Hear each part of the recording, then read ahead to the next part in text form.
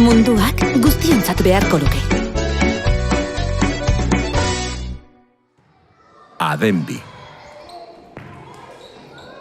Eskola kirolako entrenatzailea da Amaia.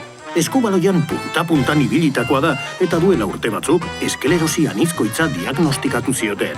Orain, eskolako aurrekin aritzen da tartean ane piratarekin. Patakon, entrenamendua ikustera etorri da gaur. Aurrak, jarri hilaran, orain jaurtiketa batzuk egingo ditugu txandaka. Ara, Patakon etorri dago ikustera! Kaixo! Begiratu atera eta ez niri, horrela ez duzu inoiz golik sartuko. Kuadrilla, segi pixka batean zuek bakarrik, nik atsedena hartu behar dut. Ongi! Azkar nekatu zara, ni zure adinean enintzen sekula nekatzen, gazte. Esklerosi anizkoitza daukat eta horrek sortzen dit nekea.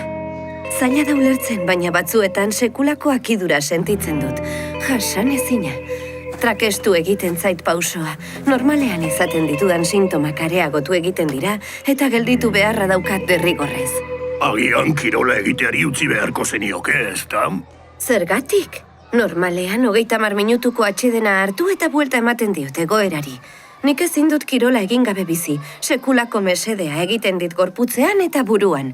Nire neurriko kirola egin behar dut hori bai. Kirola ona da, baina bakoitzak bere neurrikoa egin behar du. Esklerosia izan edo ez. Askotan ikusten da jendea neurririk gabe kirolean jotasu. Horrek mesede baino kalte gehiago egiten du, seguru. Dena ondo, bikote? Amaia, ondo zaude? Bai, primeran, atxeden pixka bat hartzeko beharra daukat besterik gabe. Laster naiz zuekin berriro. Lasai, ane, bitartean nirekin arituko zarete. Manoa! Baina, Patakon, zuk ez daukazu ideiarik. Aulkitik begira egon naiz eta ez dirudia zaila. Aulkitik begira dena da erraza. Tira, eskubaloian desastre, baina barrea eragiten artista bat naiz. Egia da hori, Patakon, denok daukagu bertuteren bat. Tira, asko zobeto sentitzen naiz. Banator hemen ordena pixka bat jartzera. Orain, atxeden hartu behar dut, gorputzak hori eskatu didalako. Oso garrantzitsua da norberaren gorputza entzutea.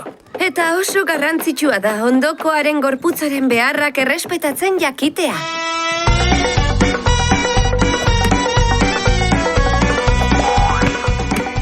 Hala nabaritzen zaien jokalari txiki horiei Patakon maisuarekin aritu direla.